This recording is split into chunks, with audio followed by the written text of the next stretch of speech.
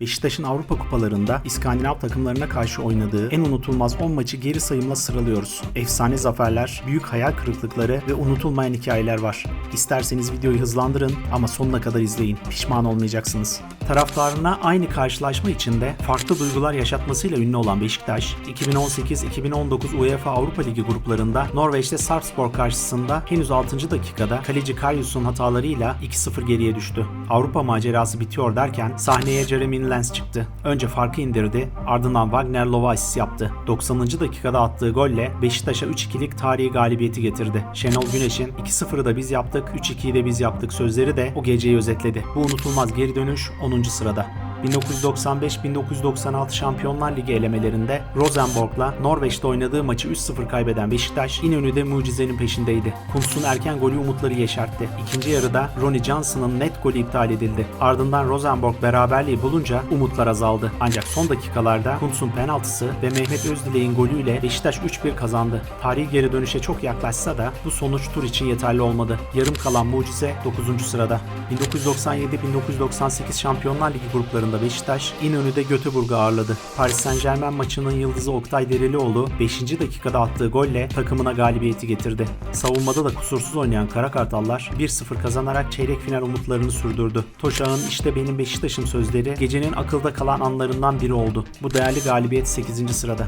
1990-1991 Şampiyon Kulüpler Kupası'nda İsveç'teki maçı Recep Çetin'in efsanevi kendi kalesine golüyle kaybeden Beşiktaş İnönü'deki rövanşta turu çevirmeye çok yaklaştı. İlk yarıda 2-0 öne geçen Karakartallar tur biletini ceplerine koymuşlardı. Fakat ikinci yarıda kaleci ve savunma hatalarıyla skor 2-2'ye geldi. 88. dakikada Halim Oktay'ın kaçırdığı fırsat ise taraftarın kalbini kırdı. İnönü'de yaşanan bu büyük hayal kırıklığı 7. sırada yer alıyor.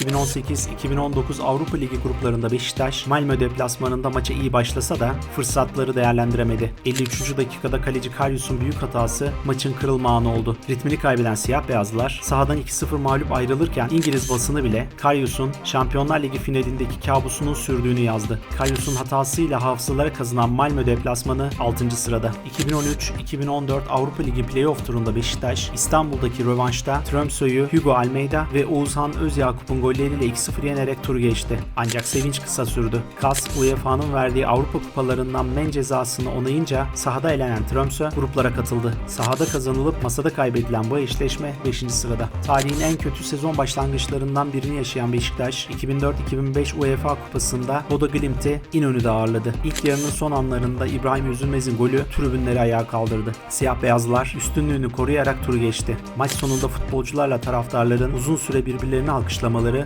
gecenin en unutulmaz anıydı. Bu anlamlı galibiyet 4. sırada yer alıyor. 2005-2006 UEFA Kupası'nda Beşiktaş Malmö deplasmanına sıkıntılı günlerde çıktı. Beklentilerin uzağında kalan Süleyman Yula o gece adeta patlama yaptı. Hat-trick yapan Gineli golcüye Tümer Metin'in nefis volesi eşlik etti ve Beşiktaş 4-2 kazandı. Yula'nın siyah beyazlı formayla attığı 4 golün 3'ünün bu maçta gelmesi en ilginç ayrıntıydı. Bu unutulmaz gece 3. sırada. 1990-1991 Şampiyon Kulüpler Kupası'nda Beşiktaş'ın Malmö deplasmanında oynadığı maç Türk futbolunun en ilginç anlarından birine sahne oldu. Recep Çetin'in savunmada yaptığı fizik kurallarını alt üst eden vole kendi ağlarına gidince ortaya tarihin en unutulmaz kendi kalesine gollerinden biri çıktı. Yıllar sonra bile Recep Çetin bu gol için en güzel golüm diyerek gülümseyecekti. Açık ara Türk futbolunun en iyi kendi kalesine golünün atıldığı Malmö maçı listemizin 2. sırasında. 1998-1999 Kupa Galipleri Kupası 2. turunda deplasmanda Vålerenga'ya 1-0 yenilen Beşiktaş İnönü'de ilk yarıyı Oktay'ın 2 ve Tayfur'un golleriyle 3-0 önde kapattığında tribünler çeyrek finaldeki rakiplerini düşünmeye başlamışlardı. Fakat ikinci yarıda yalnızca 10 dakika içinde Harald Steen, Kosa ve John Karev'in golleriyle skor bir anda 3'e geldi ve Karakartallar şok bir şekilde kupadan elendiler. Maçın ardından Florya'ya giden bir taraftarın kaptan Şifo Mehmet'e "Oğlum 3-0 öndeyken uyudu. Ben yarın oğluma ne diyeceğim" sözleri ise bu tarihi çöküşün simgesi oldu. Beşiktaş taraftarının travması olan Vålerenga maçı listemizin zirvesinde yer alıyor. Şimdi sıra sizde. Bu listede eksik bıraktığımız bir maç var mı? Sizin bir numaranız hangisi?